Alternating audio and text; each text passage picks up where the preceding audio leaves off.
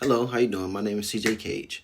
And for my airline simulation, my personal job was to ensure that our handling prices and our company situations and the investments in our advertisement got us a direct impact on our product and had a direct effect on our source of income.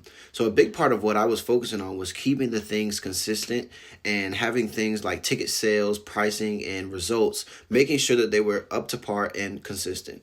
Every different round, the numbers were changing, so I had to consistently check on how our flights were doing, whether or not we need to decrease the ticket prices or the amount of frequency that our flights were going out. And sometimes the demand was stronger and other times it declined a lot.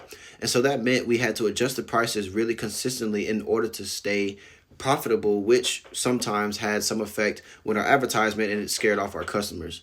So I think those small adjustments that I made each round, I think it had a very big amount of help to help us avoid surprises and to keep our performance consistent. And I also dealt with the advertising side of things. And I didn't want to just throw money into certain things, but I tried to be intentional and purposeful with what I was doing. I was constantly seeking for different opportunities to pay off airplanes and things like that. So when we opened up different routes and competitors start to get more aggressive, we knew that we had to invest heavily in our advertisement and to ensure that we would have a solid return on our investment and make sure that we would have the proper exposure that would make our company successful. Competitors played a big role in our decisions. And especially when we looked on the different rounds at our competitors, it showed us how often their flights were going out and the marketing and the amount of money that they were spending on their marketing department. So based off of that, we had to make our adjustments and drop our prices or raise our prices based on what they were doing, so we couldn't really ignore it. So we really had to respond in a way that made us be competitive but still smart financially.